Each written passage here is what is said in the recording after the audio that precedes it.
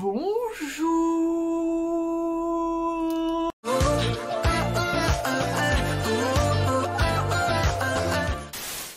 Aujourd'hui on se retrouve pour la suite de la vidéo sur les résultats du sondage à vos dramas préférés. Si vous l'avez pas vu, n'hésitez pas à aller la voir. Franchement j'ai passé un super bon moment à la faire et c'était vraiment trop chouette de pouvoir vous lire en vidéo. Et comme je trouvais ça dommage de pas davantage vous donner la parole, j'ai décidé de sélectionner 15 autres commentaires, donc 15 autres dramas que vous avez présentés. Et sans compter cette fois le nombre de votes, vraiment c'est j'ai pris des commentaires et je vais vous les lire maintenant. Le premier commentaire, ça va être sur Circle True World Connected et il est défendu par Lépilou. Mon drama préféré est Circle. Ce qui est étonnant, c'est que ce n'est pas une romance, c'est une série de science-fiction qui m'a agréablement surprise de par son format, entre parenthèses 12 épisodes, dont chacun est divisé en deux parties sur deux axes temporels différents. Son histoire complexe qui nous tient en haleine, pas de temps mort, deux leads masculins bien travaillés, bien écrits et attachants, une belle histoire d'amour familial, du drame, du suspense, j'ai adoré. Ensuite, j'ai sélectionné aussi un avis sur Extraordinary Attorney Woo qui a été fait par Lorraine C. Mon drama favori est depuis peu Extraordinary Attorney Woo. Il s'agit de l'histoire de Young Woo, brillante avocate autiste qui met en lumière l'isolement social que vivent les personnes souffrant de ce trouble. C'est, je pense, le personnage le plus attachant que j'ai jamais vu dans un drama. On ressent toutes ses émotions tout au long du drama et sa tristesse provoquée par son isolement social et la découverte de nouvelles émotions comme l'amour avec le merveilleux Jun-ho. Petit cœur. J'ai également sélectionné un avis sur Ishiritoru no Namida qui a été donné par Claire. Mon drama préféré c'est 1 litre de larmes car c'est celui qui m'a fait ressentir le plus d'émotions. Il m'a fait tellement pleurer et même actuellement je repense au personnage principal, entre parenthèses cœur sur elle. Et aussi c'est inspiré de faits réels, je trouve que sa vie était tellement inspirante. Son courage a été exemplaire. Son histoire et le personnage étaient très attachants, même si j'en garde un souvenir mélancolique, je passe de bons moments en le visionnant. Merci Sam pour cette brillante idée, c'est un plaisir de partager mon avis. J'ai également sélectionné un avis sur Kill Me Enemy qui a été donné par Mathieu Roussel. Mon drama préféré est et sera pour toujours, je pense, Kill Me Enemy. Car ce drama parle d'une maladie mentale importante, le TDI, et avec une personne dans mon entourage ayant cette maladie, je trouve ça vraiment bien de parler de ce genre de maladie trop peu connue. Le drama parle de cette maladie de manière très légère, il y avait beaucoup d'humour tout en restant très sérieux, ce qui le rend tout bonnement incroyable. En plus de cela, le jeu d'acteur est juste incroyable, je vous conseille vraiment de le regarder. PS Sam, j'adore tes vidéos, elles font tellement de bien, continue comme ça, reste comme tu es juste incroyable. Je suis incroyable. J'ai ensuite sélectionné King Porsche qui d'ailleurs a manqué être dans le top, je crois qu'il avait 5 votes en tout, par Laura Rosedine. Personnellement c'est un drama BL de The King Porsche série. Cette série est tellement bien réalisée et les acteurs jouent tellement bien qu'on est imprimé dans l'histoire. L'histoire propose 3 couples qui ont une alchimie incroyable. Le second couple malgré leurs difficultés et comment ça a commencé je les adore. Et on passe par toutes les émotions, amour, trahison, mensonge, mais malgré tout ça j'ai quand même bien rigolé. Elle a tellement touché mon cœur que je l'ai déjà vue 2 fois. Je l'ai recommencé une semaine après l'avoir terminé parce que l'histoire et les acteurs me manquaient et encore aujourd'hui ils me manquent. Et je ne suis pas la seule. Elle a fait un succès fou mondialement et je pense que c'est le meilleur BL et ce sera dur de le dépasser, je dirais même impossible. Ensuite, nous avons Law School qui, du coup, nous est vendu par Sandy Range et qui m'a plutôt convaincue, j'ai vraiment envie de le voir. Faire un choix a été une torture, mais j'ai choisi Law School. C'est un drama dont le synopsis ne m'avait pas spécialement attiré, mais que j'ai regardé après avoir vu des vidéos sur le couple principal et qui est devenu un vrai coup de cœur. Le drama est presque un remake de How to Get Away with Murder, où les étudiants vont tenter de disculper leur professeur de loi d'une accusation de meurtre. On retrouve tous les éléments clés d'un drama type légal, entre parenthèses procès, enquête, corruption et rebondissement, mais rien n'est exagéré, on retrouve aussi des moments comiques mais c'est surtout l'amitié entre les élèves pourtant en compétition qui est vraiment touchante et la romance qui est seulement sous-entendue entre les deux leads crée des moments d'alchimie que moi j'ai adoré. Bref, drama à voir, entre parenthèses, et que moi j'ai regardé au moins fois lorsqu'il est sorti en 2021.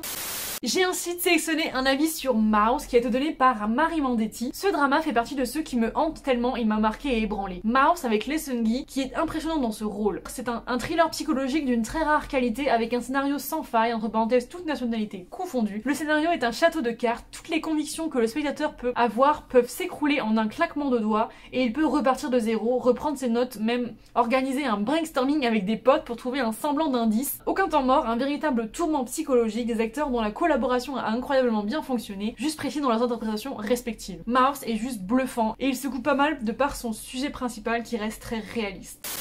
Ensuite, nous avons un drama sur Mr. Queen qui est défendu par Agent Maki. Mr. Queen parce que c'est drôle et drôle. J'ai jamais autant ri devant un drama. L'histoire est très loufoque, un chef cuisinier arrogant qui se retrouve dans le corps d'une reine à l'époque Joseon. S'ensuivent 1000 situations improbables, fou rire assuré. Sur un fond de lutte de pouvoir avec sa bonne dose de romance, ses costumes et décors splendides, ce drama m'en a mis plein les yeux. C'est un drama unique en son genre, un mélange comique, historique, romance qu'on ne peut que savourer, dévorer et redemander encore et encore. Merci Sam.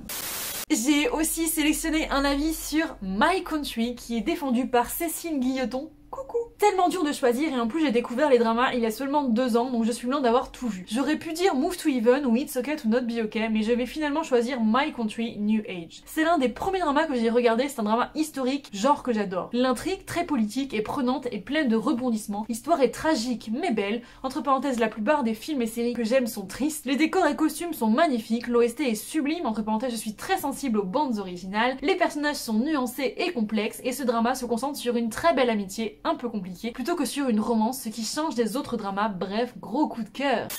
Ensuite, Elise Cub nous propose Save Me. Pour moi, c'est Save Me sans aucune hésitation que j'ai regardé suite à ta vidéo Cœur jaune. Tout d'abord, le scénario est du jamais vu. À ma connaissance, c'est le seul à traiter du sujet des sectes omniprésentes en Corée. À chaque épisode, on ressent une immense pitié pour cette famille qui n'arrive pas à s'en sortir et laisse noyer leurs problèmes dans les promesses oniriques des membres du culte. Le jeu d'acteur est juste époustouflant, le scénario nous tient en haleine, on pleure avec toutes les victimes et bouillonne de rage face aux manipulateurs. J'ai été tellement bouleversée par toutes les émotions possibles lors de mon visionnage que j'y repense chaque mois, bien que je l'ai vu pour la première fois il y a 2 ans. Sujet grave de société, famille déchirée et espoir de s'en sortir, je conseille ce drama à tous ceux qui ont le cœur bien accroché car vous n'en ressortirez pas indemne.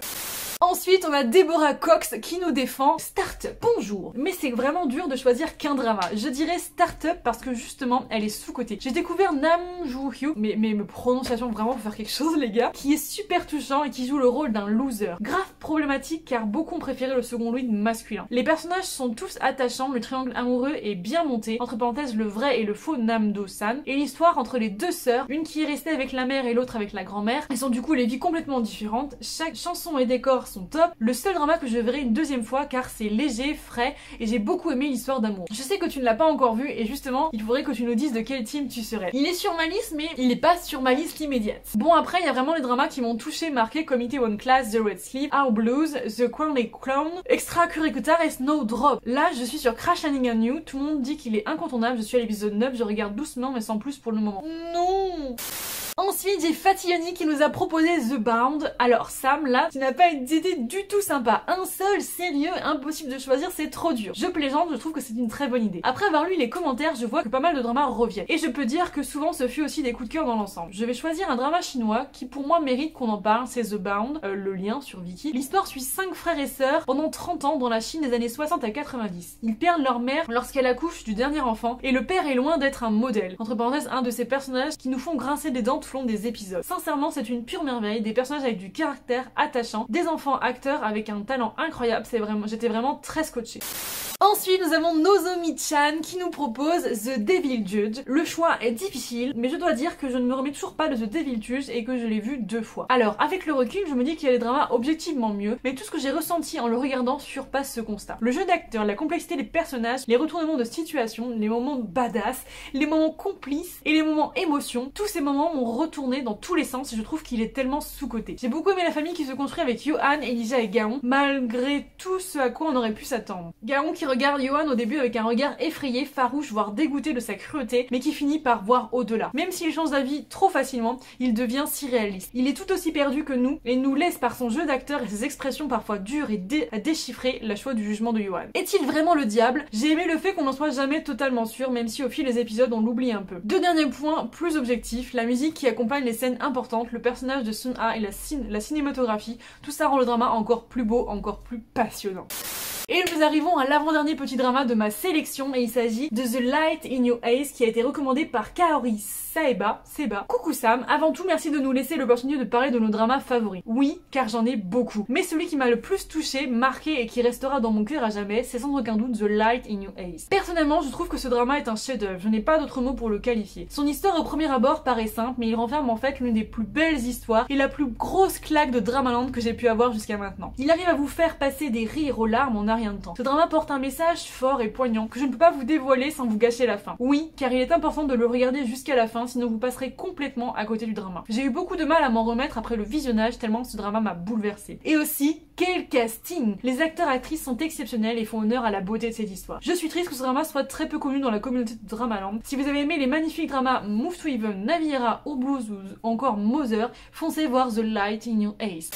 Et enfin, le dernier drama que j'ai sélectionné dans vos dramas présentés, il s'agit de Uncontrollably Found, qui est défendu par Andy Weiss. Ce drama est le meilleur que j'ai pu voir. Déjà, les acteurs et leur jeu d'acteurs sont fantastiques, genre un casting parfait. L'histoire est un peu simple, mais tellement bien dirigée et gérée que tu n'as pas le temps de t'ennuyer. Ça prend son temps sans non plus abuser, et c'est un pur délice. L'OST joue aussi également, c'est la première fois aussi depuis Dream High que je voyais un OST si beau, que toutes les musiques étaient minutieusement choisies et tellement belles, et petit plus car ils ont fait chanter Kim Woo-bin. Ce drama te fait ressentir tellement d'émotions et je trouve personnellement que c'est ce qui donne de la force à un drama, et celui-là c'est le drama qui m'a fait ressentir le plus d'émotions. J'ai hésité entre Uncontrollably Found, Dream Heights et Korean Odyssey, mais bien que les trois soient des pépites, j'ai choisi Uncontrollably Found. Je n'arrive pas à prononcer ce nom car il n'y a pas mieux, il a une place importante. Donc voilà, j'espère que ces vidéos vous auront plu. J'ai vraiment adoré vous lire, même si je lis très mal comme vous avez sans doute pu le constater. J'ai vraiment trouvé ce projet super chouette et je pense que ce serait intéressant qu'on le fasse peut-être par exemple tous les 2 ans pour actualiser un petit peu vos dramas préférés. En tout cas, merci encore d'avoir participé. J'espère que vous avez pu trouver vos commentaires dans la première ou dans la deuxième vidéo. Et bah moi je vous fais plein de bisous, je vous dis à très vite pour une prochaine vidéo. Salanier popo, bye bye. Go.